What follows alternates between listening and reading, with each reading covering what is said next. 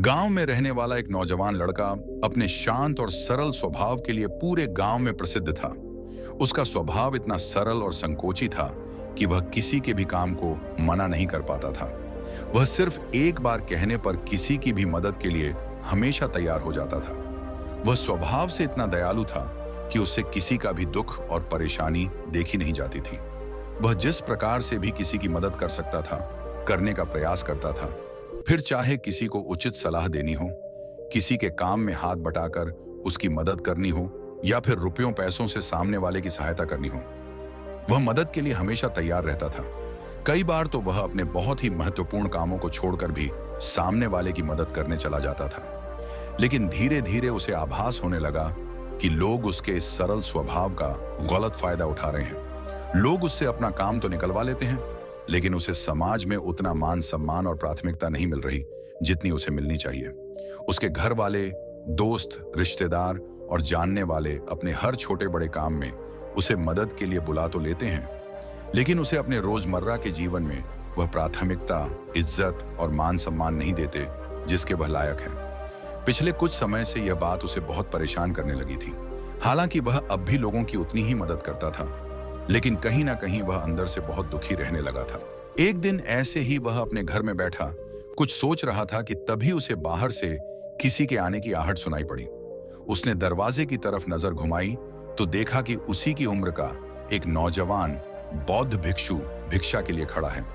उस भिक्षु के चेहरे पर असीम शांति और अद्भुत तेज था। लड़के ने घर के अंदर से भिक्षा लाकर भिक्षु के भिक्षा पात्र में डाल दी और उनके जाने का इंतजार करने लगा। लेकिन वह नौजवान भिक्षु पूरी शांति और एकाग्रता से उस लड़के के चेहरे की तरफ देख रहा था। अचानक उसने लड़के से पूछ लिया, तुम किसी बड़ी चिंता में दिखाई पड़ रहे हो?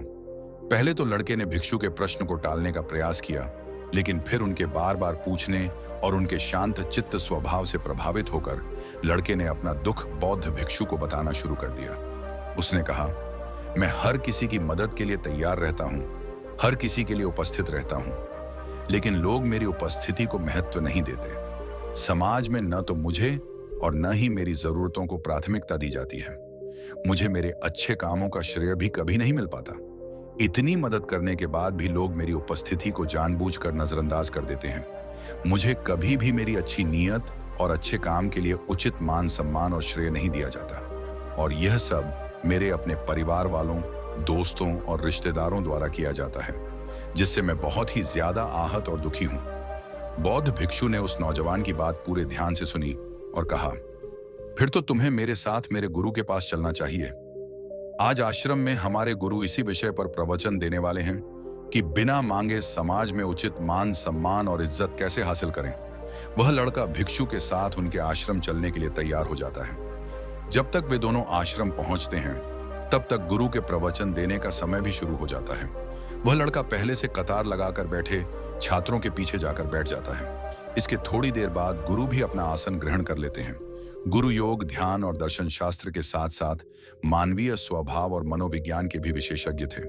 गुरु ने क्षण भर के मौन के बाद अपना प्रवचन शुरू किया।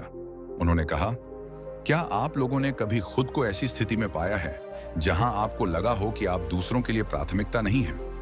क्या आपने कभी ऐसे समय का सामना किया है जब आपने बहुत बढ़िया काम किया हो, या फिर आपके पास बहुत अच्छी योजना रही हो जिस पर चलकर ही पूरा काम हुआ हो, या फिर आपने सच में किसी का बहुत ही महत्वपूर्ण काम किया हो लेकिन आपको उसका श्रेय नहीं दिया गया? मुझे पता है, ऐसे पलों का सामना करना बहुत मुश्किल होता है। दुर्भाग्यवश कई बार जब हम सही दिशा में भी काम कर रहे होते हैं, ऐसा काम कर रहे होते हैं जो सभी के लिए अच्छा होता है और खुद को दूसरों की मदद के लिए उपलब्ध करा देते हैं, तब भी लोग हमारी उपस्थिति और प्रयासों को उतना महत्व नहीं देते, या फिर महत्व न देने का दिखावा करते हैं। यहां तक कि जब आप ऐसे लोगों को खुश करने का प्रयास करते हो जो आपको महत्व नहीं देते, तो ऐसे प्रयासों के बाद आपको और अधिक दुखी मिलता है।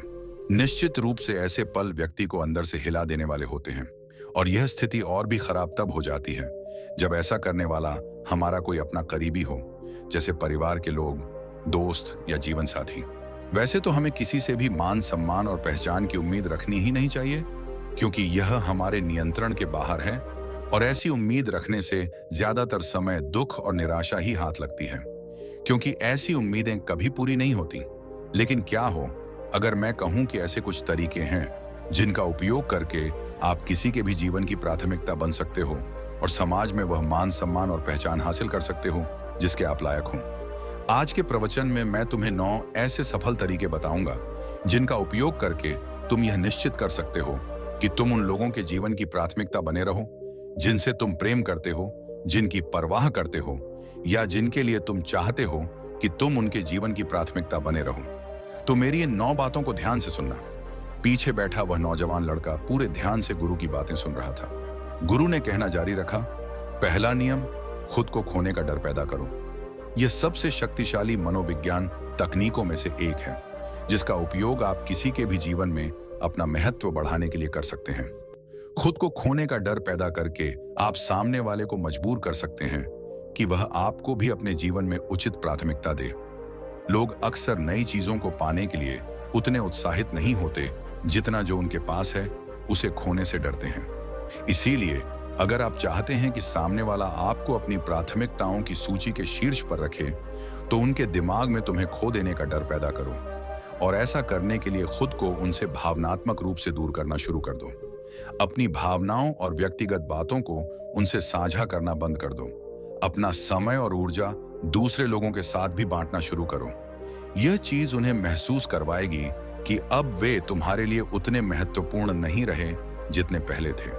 यह एक बहुत ही शक्तिशाली तकनीक है, लेकिन इसका उपयोग बहुत ही सावधानी से किया जाना चाहिए, क्योंकि अगर आप उनसे बहुत ज्यादा दूरी बना लेते हैं तो हो सकता है कि वे आपको वापस पाने की कोशिश करना ही छोड़ दें। इसीलिए आपको इस तकनीक का उपयोग बुद्धिमानी से और संतुलन में करना चाहिए। दूसरा नियम, अपनी उपस्थिति को कम करो।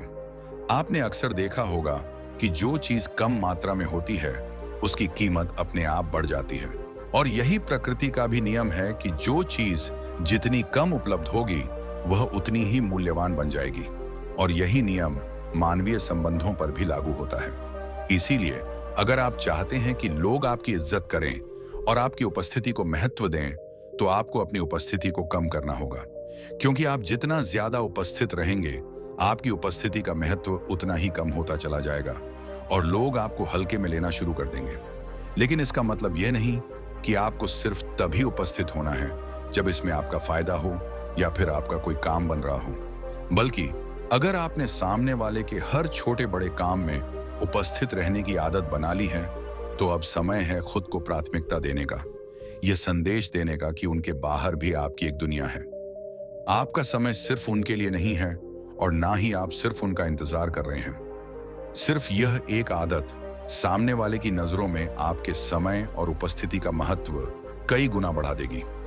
दोस्तों, क्या आप भी लोगों को खुश करते करते थक गए हैं? क्या आप भी एक नाइस पर्सन हैं, लेकिन लोग आपकी वैल्यू नहीं समझते और आपको बराबरी से ट्रीट नहीं करते? अगर ऐसा है तो सुनिए कुक एफएम पर यह हिंदी ऑडियो बुक जिसका नाम है स्टॉप पीपल प्लीजिंग। यह ऑडियो बुक आपको सिखाएगी अपनी खुद की अहमियत को पहचानने का तरीका। इसे आज ही सुनिए और खुद के लिए जीना सीखिए। अब तक लाखों लोग कुक एफएम पर अपनी पसंदीदा ऑडियो बुक सुन चुके हैं और उससे मिलने वाली नॉलेज को उपयोग करके अपनी लाइफ में पॉजिटिव इंप्रूवमेंट भी लाए हैं। लेकिन अगर आपने अब तक कुक एफएम के ऑडियो बुक्स नहीं सुने हैं, तो अब आपके लिए कुक एफएम ने 7 दिनों का फ्री ट्रायल शुरू किया है। इन 7 दिनों के दौरान आप इस प्लेटफॉर्म का कोई भी शो सुन सकते हैं, वो भी बिल्कुल मुफ्त में। यानी कि 7 दिनों तक आपको कुक एफएम के 10,000 से भी ज्यादा ऑडियो शो का एक्सेस मिल जाएगा, वो भी बिल्कुल फ्री। तो फिर देर किस बात की? अभी इस सुविधा का लाभ उठाइए और इस एक्सक्लूसिव ऑफर को अपने दोस्तों और परिवार वालों से भी शेयर कीजिए, क्योंकि यह ऑफर सिर्फ 31 मार्च रात 12 बजे तक ही वैलिड है। लेकिन याद रखें, 7 दिनों बाद आपको इनके मंथली फी से चार्ज किया जाएगा, जो कि 99 रुपये प्रति माह है। ऐप को डाउनलोड करने की लिंक डिस्क्रिप्शन और फर्स्ट कमेंट में मिल जाएगी। आइए अब वापस वीडियो में लौटते हैं। गुरु ने आगे कहा, तीसरा नियम, अपने व्यक्तित्व को रहस्यमय बनाइए। लोग आमतौर पर गूढ़ और रहस्यमय चीजों की ओर आकर्षित होते हैं। एक रहस्यमय व्यक्तित्व स्वाभाविक तौर पर सबको आकर्षित करता है और अक्सर लोगों को रिश्तों के क्षेत्र में अधिक जुड़ाव महसूस कराता है। थोड़ा रहस्यमय होना आपके लिए फायदेमंद हो सकता है। यदि आप चाहते हैं कि आपको प्राथमिकता दी जाए, तो तुरंत अपने बारे में सब कुछ बोलने से बचें। ज्यादा जानकारी दिए बिना अपने शौक और रुचियों के बारे में संकेत दें, प्रश्नों के अस्पष्ट उत्तर दें और अपने अतीत के बारे में सब कुछ न बताएं। अपने जीवन को एक खुली किताब की तरह लोगों के सामने न रखें। इसका उद्देश्य सिर्फ दूसरे व्यक्ति को अपने बारे में अधिक जानने के लिए उत्सुक बनाए रखना है और आप देखेंगे कि समय के साथ वह आपको अपने जीवन में प्राथमिकता के रूप में देखना शुरू कर देगा। चौथा नियम, लोगों को खुद पर निवेश करने दें। यह एक नाजुक कदम है जिसे आपको बुद्धिमानी और संयम से उपयोग करना चाहिए, क्योंकि हमारा उद्देश्य लोगों को खुद से दूर करना नहीं, बल्कि अपनी सही जगह हासिल करना है। इस प्रश्न पर विचार करें, कौन आपको प्राथमिकता के रूप में देखने के लिए अधिक इच्छुक होगा? कोई ऐसा व्यक्ति जिसने आप में बहुत अधिक निवेश किया है, या कोई ऐसा व्यक्ति जिसने आप में बिल्कुल भी निवेश नहीं किया है? उत्तर स्पष्ट है। तो यदि आप चाहते हैं कि कोई आपको प्राथमिकता के रूप में देखे, तो आपको उन्हें अपने में निवेश करने की अनुमति देनी होगी। ये कई तरीकों से किया जा सकता है। उदाहरण के लिए, उन्हें अपना समय आप पर निवेश करने दें, उनकी भावनाओं को अपने से जुड़ने दें। केवल उन झूठी उम्मीदों को बढ़ावा ना दें जिन्हें आप जानते हैं कि आप पूरा नहीं कर पाएंगे।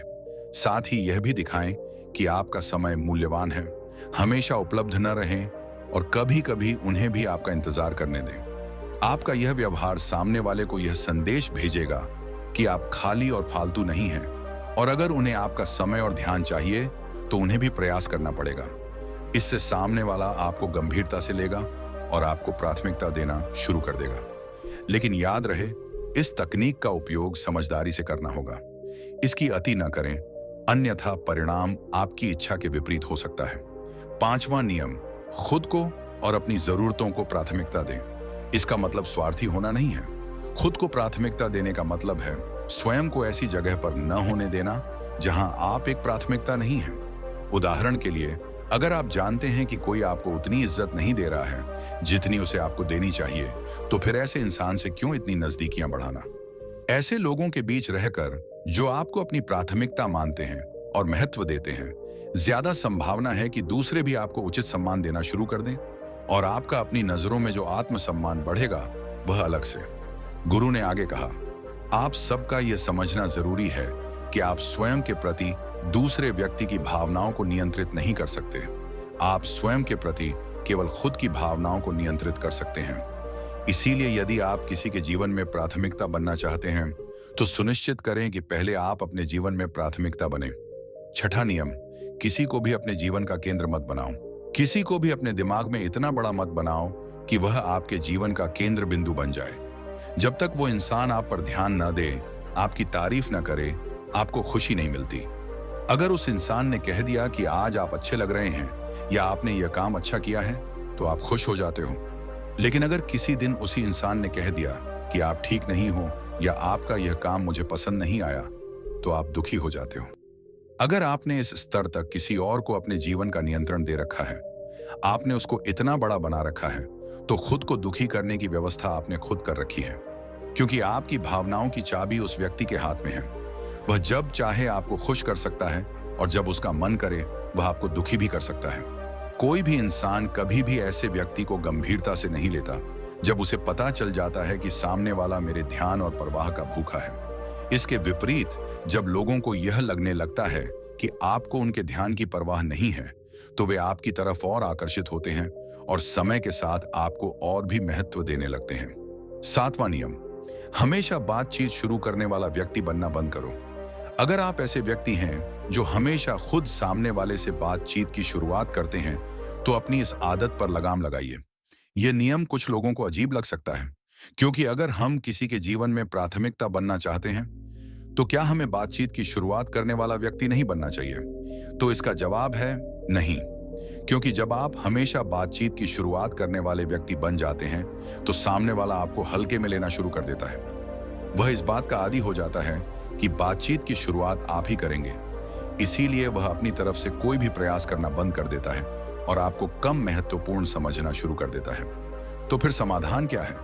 समाधान है कि पहले से बातचीत शुरू करना बंद कर दो और परिणाम देखो। यदि दूसरा व्यक्ति वास्तव में आपकी परवाह करता है, तो वह आपसे संपर्क करने का प्रयास जरूर करेगा। आठवां नियम, अपनी खुशी खुद बनाओ। अगर आप किसी के जीवन की प्राथमिकता बनना चाहते हैं, तो यह जरूरी है कि आप अपनी खुशी खुद ढूंढें। ना कि किसी पर अपनी खुशी के लिए निर्भर करें। हालांकि किसी ऐसे व्यक्ति पर अपनी खुशी के लिए निर्भर करना बहुत आसान होता है जो हमें अच्छा महसूस कराए, लेकिन अपनी खुशी के लिए ऐसे व्यक्ति पर निर्भर रहना भविष्य में आपकी निराशा का कारण भी बन सकता है, क्योंकि वह व्यक्ति कभी ना कभी आपसे दूरियां जरूर बनाएगा। इसके अलावा जब हम खुशी के लिए दूसरों पर निर्भर रहना शुरू कर देते हैं तो हम वास्तव में अपना जीवन नहीं जी रहे होते, बल्कि सामने वाले की सोच और प्राथमिकताओं के अनुसार अपना जीवन जी रहे होते हैं, जिससे बाद में पश्चाताप और दुख हो सकता है। इसीलिए अगर आप चाहते हैं कि कोई आपको अपने जीवन की प्राथमिकता बनाए, तो आपको अपनी खुशी खुद तलाशनी होगी, वह भी अपने अंदर से, क्योंकि यह खुशी न केवल लंबे समय तक रहती है, बल्कि यह आपको दूसरों की नजरों में ज्यादा आकर्षक भी बनाती है। जब आप अंदर से खुश होते हैं तो आप ज्यादा संतुलित और आत्मविश्वासी लगते हैं, जो लोगों को आपकी तरफ आकर्षित करता है और साथ ही उनकी नजरों में आपकी एक सकारात्मक छवि बनती है, जिससे वे आपको और अधिक महत्व देना शुरू कर देते हैं। 9वां नियम, दूर जाने के लिए हमेशा तैयार रहो। जिस व्यक्ति की हम परवाह करते हैं उससे दूर जाने का विचार डरावना लग सकता है, लेकिन यह एक महत्वपूर्ण कदम है। यह दिखाकर कि आप दूर जाने से नहीं डरते, आप यह संदेश भेज रहे हैं कि आप अपनी योग्यता से कम कुछ भी स्वीकार नहीं करेंगे। सही व्यक्ति स्वाभाविक रूप से आपको प्राथमिकता के रूप में देखेगा और आपको अपने जीवन में बनाए रखने का प्रयास करेगा। हमेशा याद रखें कि आपकी जिम्मेदारी सिर्फ सही काम करना है और यही आपके नियंत्रण में है। इसीलिए आपको सिर्फ इस बात के प्रति जागरूक होना चाहिए कि आपके कार्य खुद के और दूसरों की नजरों में सही हों, और उन कार्यों को करके आपको अच्छा महसूस होना चाहिए। यह उम्मीद न करें कि आपको हमेशा आपके अच्छे कार्य का श्रेय दिया जाएगा। ऐसा हर बार नहीं होने वाला। इन 9 नियमों का पालन करो और समय दो। लोग स्वाभाविक रूप से आपको उसी तरह से देखना शुरू कर देंगे जिसके आप हकदार हैं। अंत में मैं बस इतना ही कहना चाहूंगा कि हम सभी ने ऐसे क्षणों का अनुभव किया है जब हमें उपेक्षित महसूस करवाया गया और हमें उचित प्राथमिकता नहीं दी गई।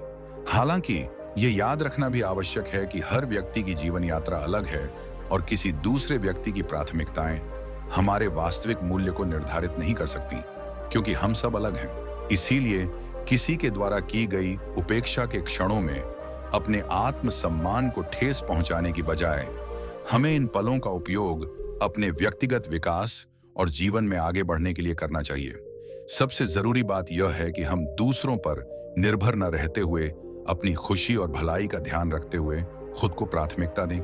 और जब दूसरे इस बात को देखेंगे कि आपकी पहली प्राथमिकता आप खुद हैं, तो वे आपको वह मूल्य देना शुरू कर देंगे जिसके आप हकदार हों। और याद रखो, जब दूसरे आपको उनकी प्राथमिकता सूची में स्थान न दें, तब भी आप खुद को वह प्राथमिकता दे सकते हो और आपको देना भी चाहिए। यह स्वार्थ या अहंकार नहीं, बल्कि आत्मदया और आत्मसम्मान है। ऐसा करके आप खुद के साथ और दूसरों के साथ अच्छे और स्वस्थ रिश्ते बनाए रख सकते हैं, अपने लक्ष्य और जरूरतों के अनुसार उचित निर्णय ले सकते हैं और अधिक खुश, संतुष्ट और सार्थक जीवन जी सकते हैं। इतना कहने के बाद गुरु ने अपना प्रवचन समाप्त किया और वहां से चले गए। धीरे धीरे सारे छात्र भी वहां से चले गए, लेकिन वह नौजवान लड़का अभी भी गुरु की बातों में खोया हुआ था। उसे अपने प्रश्नों का उत्तर मिल चुका था। उसने मन ही मन उस नौजवान भिक्षु और उसके गुरु का धन्यवाद किया और वहां से चला गया। दोस्तों, उम्मीद है कि आपको इस वीडियो से बहुत कुछ सीखने को मिला होगा। और हाँ, कुक एफएम को डाउनलोड करने की लिंक डिस्क्रिप्शन और फर्स्ट कमेंट पर मिल जाएगी। इसके 7 दिन के फ्री ट्रायल का फायदा जरूर उठाएं। धन्यवाद।